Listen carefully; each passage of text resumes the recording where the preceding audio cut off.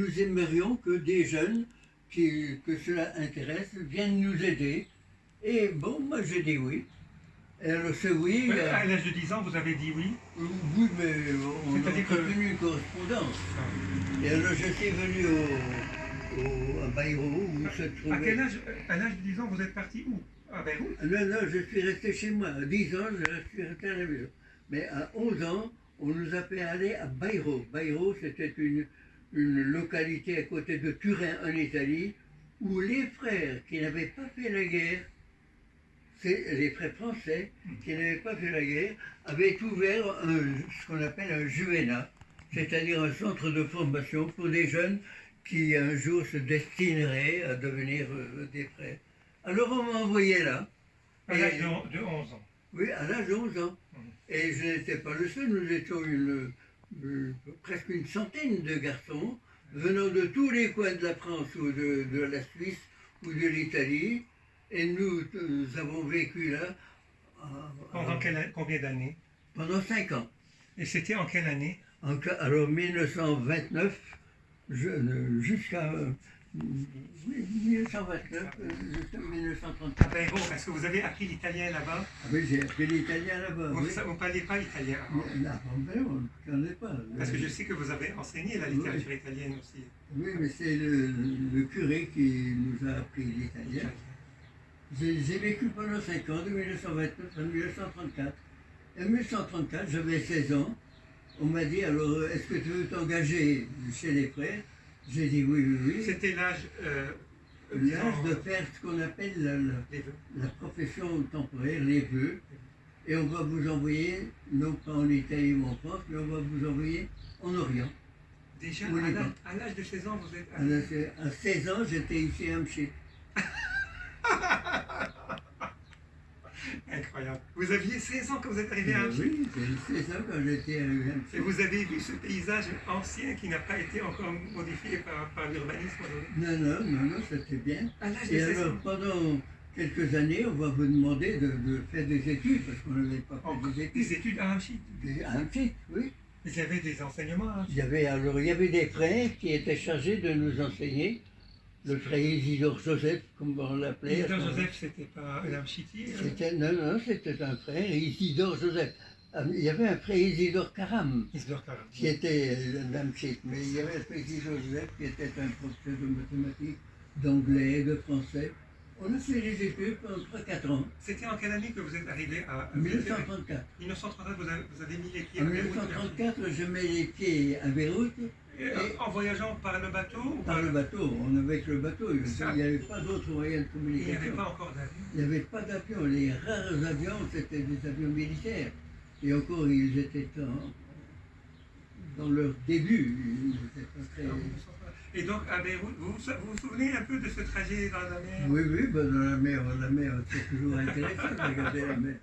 Et à Beyrouth, vous étiez nombreux aussi à débarquer à Ah Beyrouth? ben oui, on était frères. tout un groupe de jeunes qui ont débarqué en 1934 et qui ont été reçus dans la maison que nous avions à Beyrouth, une maison uniquement de pied-à-terre, comme on dit, un pied-à-terre. Et on nous envoyait alors dans une autre maison pour faire des études. On n'avait pas fait des études. Alors on est venu à Amchit. La maison à Beyrouth était dirigée par les frères maristes aussi. Oui, Et donc de Beyrouth à Amchit, vous avez pris une carotte? pas un carotte, dans une voiture à cheval ou une voiture à âne. Et nous avons fait 40 km dans la voiture. Vous étiez combien de Oh, personnes? nous étions une dizaine à ce moment-là. Pétain Le était maréchal Pétain. le maréchal Pétain, c'était le chef de la France à ce moment-là. Mais il a collaboré un peu. Et nous, ici, son représentant, c'était le général Dens, qui était un excellent militaire, etc. Dens, comment vous les écrivez? D-E-N-T-Z. Dens, Oui, oui. le général Dens. Frère André, côté social, est-ce que vous avez ressenti le poids de la Deuxième Guerre mondiale? Non, ici, on n'a pas du tout ressenti le poids de cette Deuxième Guerre mondiale. Même les Libanais? Non, non, même avec les Libanais. On était au milieu des Libanais, nous vivions comme eux, exactement comme eux. Ils n'ont pas eu de problème. Et on attendait que la guerre finisse. Et que les inimitiés entre les Français libres de Gaulle qui n'était qu'un simple général à ce moment-là. D'accord. Et C'est en- puis nous, la grande armée, la vraie armée du général Dentz, se mettent d'accord, ce qui s'est fait entre 1946 et 1950. Ils se sont mis d'accord. Ils se sont mis d'accord, oui. Et à ce moment-là, alors, j'ai continué, moi, à Joly, à enseigner pendant des années, Jusqu'à quelle année? jusqu'en 1952. D'accord. À cette époque-là, en 1952, donc c'était le président Chamoun, ou avant, je ne sais pas. Et vous êtes passé dans quelle ville après? Dans quel couvent? Ah ben, je suis resté toujours à Joly, moi. Jusqu'à quelle année? Jusqu'en 1958, lorsque le président de la République libanaise, le général Chehab, a voulu faire un geste aux frères maristes, et à ce moment-là, m'a demandé de me présenter pour me mettre une Une médaille. petite médaille, oui. Non, Vous étiez supérieur de l'école, directeur de l'école? j'ai été directeur de l'école de 52 à 58. Parlons un peu des fonctions que vous avez prises, donc, à part de Oui, l'enseignement. mais j'étais en même temps, je continuais à enseigner la littérature française, la philosophie, l'histoire. La philosophie, vous l'avez apprise à Anchi. Hein? Non, un joli. Vous avez continué la Oui, formation. oui, on a la formation, mais on a fait des études personnelles, on n'avait pas de vrais professeurs. Il a fallu acquérir cela personnellement. Personnellement. Mais assez bien quand même pour me battre avec les livres Frère André, d'enseignement. dans votre famille, il y avait des personnes comme vous qui ont choisi la voie religieuse. Ah non, j'ai été le seul de la famille qui Et les autres, quel destin ils ont eu? Combien de garçons vous étiez? Combien de sœurs? Ah ben j'ai frères et sœurs, j'avais 6 sœurs et 5 frères. Ils sont partis dans la vie laïque. Non, ils ont continué, eux, à vivre dans leur milieu, le milieu rural, comme on dit, c'est-à-dire dans les champs, dans les activités de la ferme. Le village, comment il s'appelait, le village? Je sais que c'est dans Cherbourg, mais le village. Ah, le village, c'est autour de Cherbourg. Alors, il faut dire le D'accord. village. Un chef-lieu peut-être. Héauville, Heauville. Héauville. C'était le village. C'est un village, donc, qui ne se distingue en rien de par ailleurs. Une route quelconque qui Frère a. André, est-ce que vous avez mal vécu ce détachement de la famille ou ça allait bien? À Beyrouth, est-ce que vous avez eu Non, mal j'ai payé? été très bien accueilli ici. et Mais le père, papa, maman, j'ai un bon tempérament qui fait qu'on est entré en relation constante avec la famille. Je n'ai pas éprouvé du tout une nostalgie quelconque. J'ai vécu pendant très longtemps heureux de me trouver frère mariste. donc c'était une vocation. Pardon, vous êtes né en quel mois? Dans quel mois? Juste pour noter le mois. Dans quel mois vous êtes né? Votre naissance? Moi, je suis En mai, au mois de mai? à moi la naissance, Oui, au mois de janvier. Moi. janvier. Au Liban est intéressante. Nous sommes venus surtout au Liban. Oui, en 1895, à la prière des autorités ecclésiastiques, en particulier du patriarche Royer. Ce n'était pas les jésuites qui vous ont demandé de venir? Non, nous sommes arrivés chez les jésuites parce qu'ils nous ont offert la possibilité de tout de suite de nous engager comme professeurs dans les écoles. Dans leurs écoles? Dans leurs écoles, oui. Vous n'aviez aucune école, les jésuites? On n'avait rien en Oui, 1895. Oui, Donc on est entré chez les jésuites, on est entré chez les lazaristes à Antoura. D'accord, c'est intéressant, passionnant. Oui. Alors on était professeurs chez eux et nous étions appréciés parce que bon, la méthode éducative était. Elle se distinguait un peu des autres ou la méthode naïste ou c'était Non, c'était une vocation? une vocation à l'intérieur de la vocation des jésuites. Et donc, combien de frères sont arrivés à Beyrouth? On ne sait rien en fait. Je sais pas. Alors en 95, il y a eu 5 frères Seulement 5 frères. qui sont allés à Antoura. D'accord. L'année suivante, 5 autres frères sont allés à Beyrouth chez les jésuites. D'accord. Donc lazaristes au début, puis les jésuites. Après les jésuites. Et puis après, tout le long des années qui vont suivre, alors on va fonder l'école de Joly. Au début, c'était la première école? La première école, oui, à Joly. La deuxième école à Saïda, chez les pères jésuites. D'accord. À Saïda. La Chez troisième les pères école. jésuites, ils étaient... les jésuites avaient eu un droit de regard sur les écoles locales D'accord. qui n'étaient pas tenues comme il faut. Alors nous, on a pris l'école pour lui donner du poids. D'accord, donc c'était Jouni, ensuite. En quelle année À Saïda, 1903. 1903, Jouni, Saïda. Saïda, 1903. À la même époque, Jebel, 1908. 1908, et Saïda 1903 aussi. Et Batroun, 1903. 1903, Batroun, donc avant. Der El Kamar, 1903. Zarlé, 1903. On nous a mis dans des petits coins qui étaient quand même des Et Amchit. centres intéressants au point de vue de possibilités de travail intellectuel. C'était bien. Donc c'était les écoles. Et puis il y a eu Amchit. C'était des petites écoles qui allaient jusqu'au certificat, puis après qui sont arrivés au brevet, puis après qui sont arrivés au baccalauréat. Le baccalauréat Jebel est tout récent, il n'a que 20 ans avant, on s'arrête en troisième. C'est vrai, parce que j'étais la deuxième promotion de Bac Ashbel. Oui. Et sinon, Tandis qu'à Joly, on allait jusqu'au baccalauréat. en quelle année Déjà. À partir de 1903 jusqu'en 1908, c'était le baccalauréat déjà. À partir de 1903. Et sinon, donc ce sont toutes les écoles à Amchit. Qu'est-ce qu'il y a eu à Amchit? C'était juste une maison. Alors à Amchit, nous avons ouvert une école avec les Lahoud. D'abord chez les Lahoud. En quelle année? En 1900. C'était la première école. La première école. La première école d'Ariste au Liban, c'était à Amchit. Alors la première école, ça a été celle du frère Aldegrain avant la guerre. Ah oui. C'est avant. Mais un scout. Ah, Scout, on ne sait pas en quelle année. Un scout, c'est 1906. Et donc Amchit, c'est 1900. L'école. Donc la première, vraiment la première. En 1906. Alors en 1906, on ouvrait l'école d'un scout, mais qui appartenait aux frères, aux pères lazaristes. Nous étions dépendants des pères lazaristes d'Antoura. Et nous avions des frères à Antoura, en même temps que le frère Aldegrain prend en main l'école de scout, dans laquelle il va se distinguer pendant 5-6 ans, puis la guerre met tout ça par terre, et après, donc, il va faire le recrutement au lieu de... Et frère André, donc, pour continuer Oui. le fil des écoles, donc nous avons joué Amchit, ensuite il y a eu peut-être Damas, ensuite Chambly. Alors, Damas, après 1920. En 1920, on Vous a êtes allé- ouvert à Damas, oui. Pourquoi? On sait pas.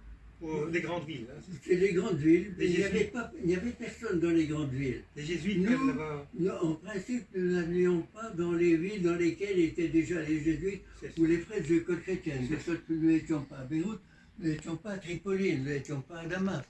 Mais alors, puisqu'il n'y a personne à Damas, tiens, on va ouvrir une petite école de quartier. Puis à Alep, on va ouvrir une école de quartier. Qui a fondé l'école de Damas? Quel frère? Vous savez? C'est un frère Élie, à ce moment-là. Un Élie. frère Élie n'a pas une personnalité. Vous savez, les personnalités ne se sont pas dégagées à l'intérieur de la province. C'était à l'invitation du clergé local et des autorités locales. Mais oui, venez, on va vous aider. Et on envoyait quelquefois un pauvre frère qui n'avait pas beaucoup de dispositions. Et sinon, maintenant, la fermeture des écoles. Donc je sais que... Alors les écoles vont se développer peu à peu, avec 200 élèves au début, 400, 500 élèves peu à peu, 800 élèves. À Damas, on est monté jusqu'à 1000 élèves. Bon, c'était bien. 1000 élèves. Oui, 1000 C'était la plus élèves grande à Damas. école, la plus grande école, La j'imagine. plus grande école La à RIST Damas, en Orient, oui. en 1945. Et puis à ce moment-là, la Révolution nous a enlevé l'école. Mais à Alep aussi, on a commencé par l'école chez les pères à la prière des autorités ecclésiastiques, les Arméniens catholiques Ah. nous ont demandé d'ouvrir l'école chez eux. Puis après, les Grecs catholiques ont dit, mais pourquoi pas les Arméniens? Et nous encore, alors bon, on va fusionner. Voilà. Il y a eu des tractations qui nous ont permis de mettre sur pied une école qui a présenté tous les aspects d'une école d'une grande tenue intellectuelle. Et maintenant, la fermeture des écoles. Donc je sais que Damas, l'école a fermé. Damas et Alep ont été fermés avec le régime Baas En quelle année? en 1971. Il a ordonné de la fermeture. Il a ordonné la fermeture des écoles à moins qu'on se soumette à Des règles. des représentations qui engageait la politique. Le nonce apostolique nous a dit ne marchez surtout pas dans cette direction-là. C'est un gouvernement qui va tomber l'année prochaine. Le nonce de Damas, le nonce à Damas ou le nonce à Beyrouth? Moi, c'est Alep. Le nonce apostolique à Damas ou à Beyrouth? Celui de Damas, c'est d'Alep, la Syrie. La Syrie. Il nous a demandé, moi je suis allé le voir, je lui ai dit, enfin, ces gens-là acceptent le maintien de l'école, pourvu que nous passions par quelques-uns de leurs règlements internes. Il a dit, non, ne communiez pas avec le Bas. Le Bas, c'est dans Donc, quelles sont les écoles qui ont fermé? Jouni, on m'a dit qu'ils l'ont vendu pour acheter Chanville, est-ce que c'est vrai?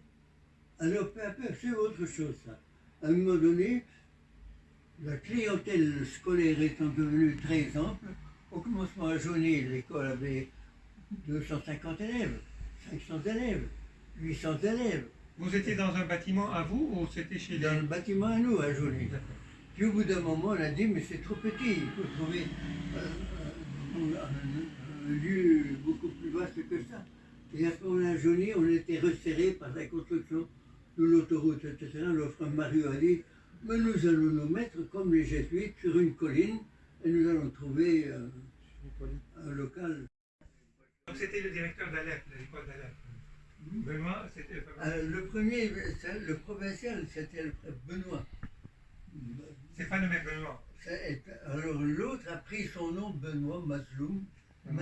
Ah, Benoît Masloum. Oui. Et Gérazim, le frère Gérazim, c'était un Syrien. Gérazim, c'est le premier frère que nous avons reçu à Hamchit. Le premier frère de d'Alep.